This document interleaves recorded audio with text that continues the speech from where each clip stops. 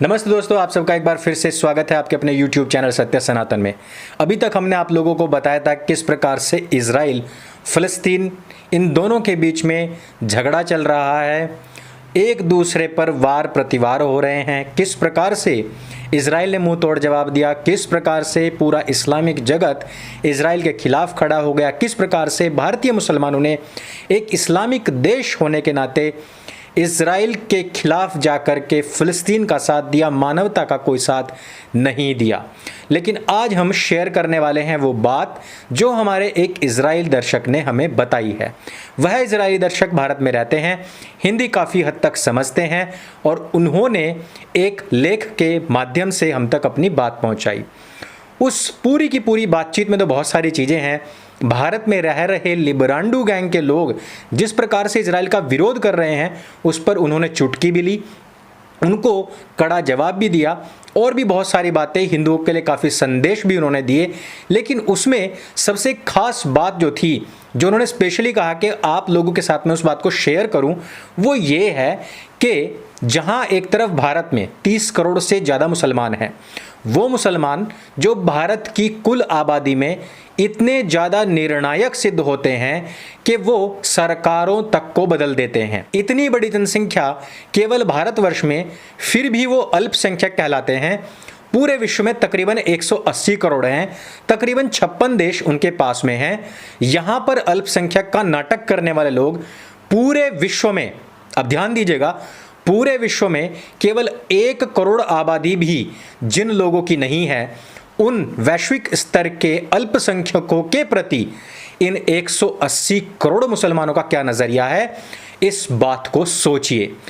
यह बात बहुत महत्वपूर्ण हो जाती है कि पूरे विश्व में जो आबादी, जो कौम, जो मजहब पूर्ण रूपेण अल्पसंख्यक हो, उन लोगों के प्रति किन्हीं बहुसंख्यक लोगों का ऐसा रवैया मानवता के खिलाफ है, किसी कौम के खिलाफ नहीं, बल्कि इंसानियत के खिलाफ, पूरी सृष्टि क्रम के ही खिलाफ है।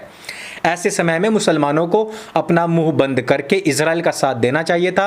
वो इजराइल जिसने कि भारतवर्ष के लिए हमेशा सहायता भी भेजी है, उसके बारे में ना सोच करके उस फिलिस्तीन के बारे में दुआएं की जा रही हैं, उसको सपोर्ट करने की बात की जा रही है, जिसने कि पूरे विश्व के नाक में दम कर रखा है और खासकर भारत के जो खिलाफ है। दोस्तों, भारत में ही कांग्रेस पार्टी के नेता अब ये कहने पर उतर आए हैं कि अल्लाह इजराइल का सत्यानाश कर देगा। अब आप जरा सोचिए कि भारतीय मुसलमान किस मानसिकता के साथ में फ़लस्तीन का साथ दे रहे हैं। भारतीय मुसलमानों को, सरकारों को ये सोचने के लिए मजबूर होना पड़ रहा है कि क्या भविष्य में यदि जो आज अपनी उम्मत की लड़ाई लड़ रहे हैं, जब भारत और पाकिस्तान का युद्ध होगा, तो क्या भारतीय मुसलमान इस उम्मत के चलते, इस्लामिक देश के चलते और अल्लाह के बताए हुए रास्ते पर चलने वाले इस्लामिक देश पाकिस्तान के साथ जब भारत का युद्ध होगा, तो भारत के साथ होंगे या फिर पाकिस्तान के साथ में? यह बात बताने की कोई आवश्यकता नहीं, आज ही आप लोगों को पता लग गया होगा कि वैश्विक तौर पर केवल 90 लाख की आबादी के एक छोटे से देश के खिलाफ 180 करोड़ मुसलमान अगर खड़े हो जाएं उसको ख़त्म करने के लिए, केवल उम्मत के नाम पर, क्योंकि वो एक इस्लामिक देश है, तो यदि भारत पाकिस्तान का युद्ध होगा तो भारत के 30 करोड़ मुसलमानों की श्रद्धा, उनकी आत्मीयता और उनके जो सेंटिमेंट्स हैं वो किसके प्रति होंगे, उनके दिल की धड़कन किसके प्रति होगी, वो बताने कहने की आवश्यकता नहीं है। इजराइल में जिस प्रकार से लगातार बम वर्षा हो रही है, भले ही इजराइल के बहुत शक्तिशाली आयरन डोम के द्वारा 90% तक मिसाइल्स को आसमान में ही नष्ट कर दिया गया, लेकिन उसके बावजूद इजराइल में लगातार बम वर्षा में अभी तक तकरीबन 7 लोग मारे जा चुके हैं, जिसमें कि एक भारतीय भी है। यहाँ भारतवर्ष में अभी तक फिलिस्तीन के अंदर जवाबी कार्रवाई के दौरान जो 65 लोग मरे हैं, उनके लिए ज़्यादा छाती पीटी जा रही है, ना कि उन अफगानी मुसलमानों के लिए जो कि खुद एक इस्लामिक आतंकवादी गिरोह के द्वारा अलग अलग फिदाइन बम हमलों में ही मारे जा चुके हैं। असल बात यह है कि कुरान खुद ईसाइयों और यहूदियों के खिलाफ गवाही देती है और मुसलमानों को उनके खिलाफ भड़काती है।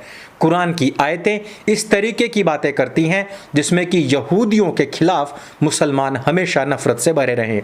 यही नहीं, कुछ हदीसें भी हैं जो यहूदियों के खिलाफ हैं। यानी कि अगर आप किसी भी तरीके से देख लीजिए, भारत हो या पाकिस्तान या विश्व का कोई भी मुसलमान, वो केवल और केवल उम्मत की लड़ाई लड़ रहा है। सुमैया तारा दिख चुका है। सुमैया तारा ऐसा दिखा कि उसने कोरोना को पीछे हटा अल्लाह की एनआरसी के चलते हुए फ़िलिस्तीन के तकरीबन 65 लोगों को हलाक कर दिया, अर्थात उनकी नागरिकता समाप्त कर दी।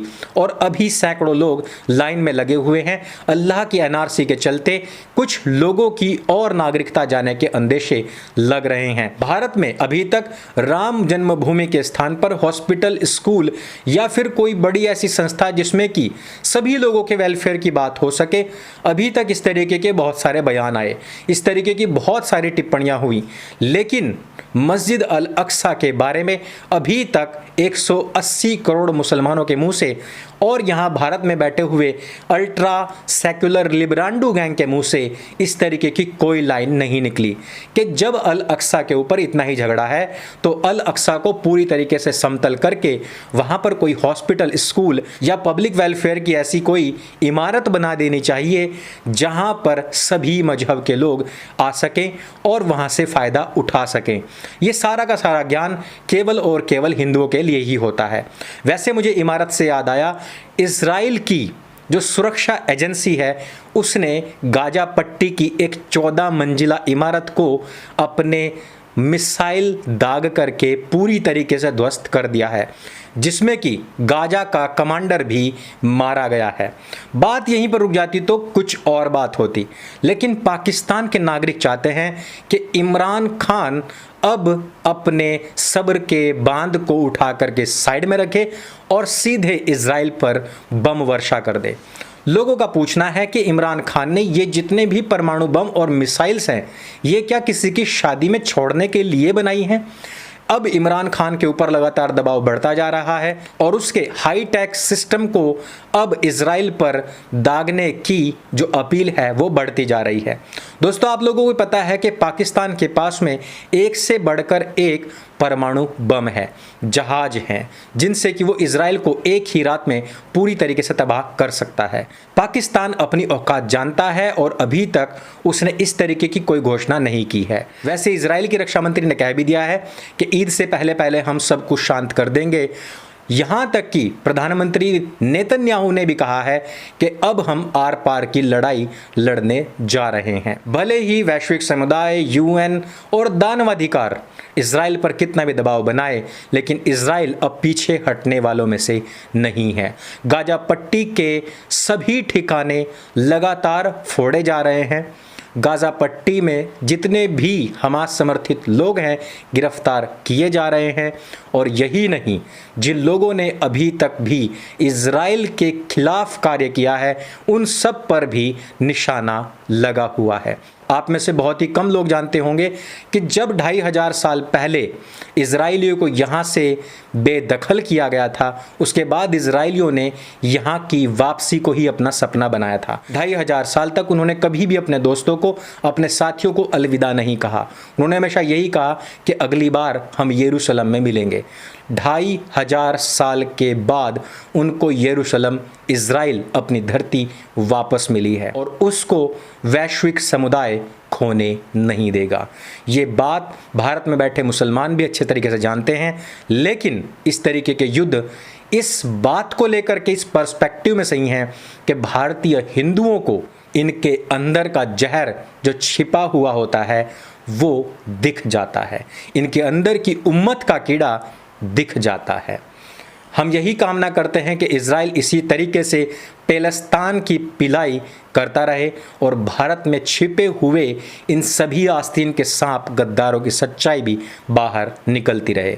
दोस्तों, आपको क्या लगता है कि इजराइल इस युद्ध को कहां तक लड़ेगा? किस परिणाम तक पहुंचाएगा, और इस विषय में आपको और कौन कौन सी जानकारियां हैं वो नीचे कमेंट करके हमें अवश्य बताइए। आप किसको सपोर्ट करते हैं ये भी हमें कमेंट करके नीचे बताइए, और इजराइल की कौन सी बात आपको सबसे ज़्यादा अच्छी लगती है वो भी नीचे कमेंट करके हमें ज़रूर बताइए। इस वीडियो में सिर्फ इतना ही। हमारा पूर्ण समर्थन इजराइल और उसकी सेना के साथ में है। मेरे संग बोलिए सत्य सनातन वैदिक धर्म की जय। जय हिंद, वंदे मातरम।